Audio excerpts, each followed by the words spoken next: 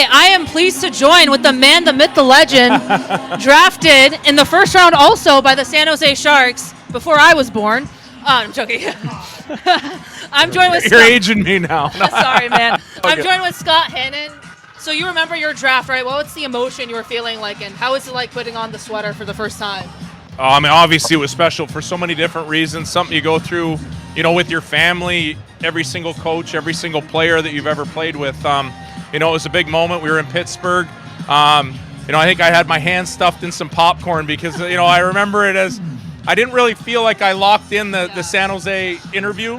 So I didn't really think when San Jose traded up that was going to be me. But, it was a good laugh that we had with Dean Lombardi down at the thing. They like to have it that way. So obviously a great feeling for me, a great feeling for my family. And speaking of kids going up and getting into hockey, you're currently the director of the San Jose Junior Sharks. What do you tell these kids, like, the first time they're getting into hockey? Like, if you could tell, like, I don't know if any kids who want to get into hockey are watching this, but if you could tell them one thing, what would it be? Have fun.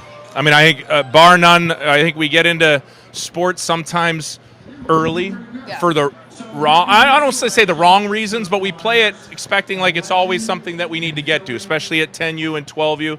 And I think the important part of that is to, build a love for the game at the beginning.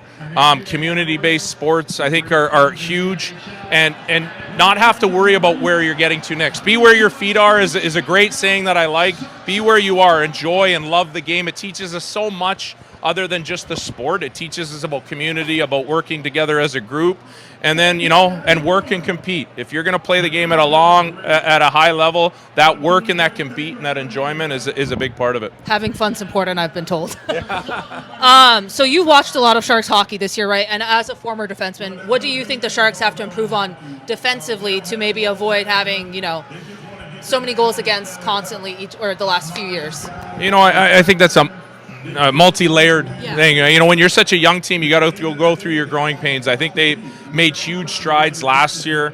I think adding guys like, Mac, obviously, and Will Smith, and the number of, youth prospects that they have, these high-level prospects, adding the guys, Misa already in this draft. I think the future's bright, and that's the thing that we got, as fans, as players, that they have to focus in on. It's a hard game to win in at any moment. We saw that over the course of the playoffs. But I think, they got to improve on their defense, but that's 20 guys pulling in the same direction. So you were actually part of a young core of, like, Sharks coming up. Do you see any similarities between that young core and what Mike Grier is building today? Yeah, the way he surrounds the young guys with quality vets. I mean, I think when I went through that, we had Brian Marchment, Scott Thornton, Vinny Damphus. It went down the line. Gary Suter. I could keep naming guys, and those guys taught us how to be professionals. I think that's an important piece of that, and I think Gruzy, when he first stepped in, he brought in a lot of guys. You talk about Toffoli, Nico Sturm, these guys that they put around them that are quality NHL players that are here, that are helping these young players grow, and you're seeing the steps that these guys are taking. Obviously, we know what the future holds for this team when you got, the guys and the prospects that they have, but I think that's an important piece, and that was something that portrays back to those early 2000 teams. Especially adding Michael Misa, such a dynamic goal scorer. I mean, he played with Igor Chernyshov, and you look at Tyler Toffoli, like the sleepover, right? I know that was kind of a meme going around, but like just that character. I'm going to rewind the clock here to 2004. The Sharks are in the Western Conference semis against the Colorado Avalanche.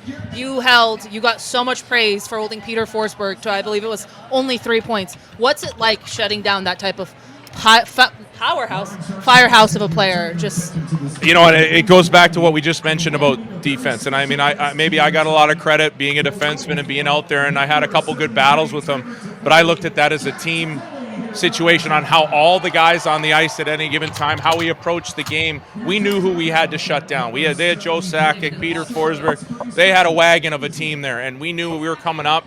We knew how we had to play. Patty Marleau wasn't he scored big goals for us, and I think that it's a team game, and to play defense that way. I was lucky enough to have some good battles, some good face washes with them, but that was a big part for that team to up and coming to overturn a team like that. It was a highlight. It is such a pleasure to interview, man. You're a great defenseman. You are a huge part of the Sharks, and it's a pleasure.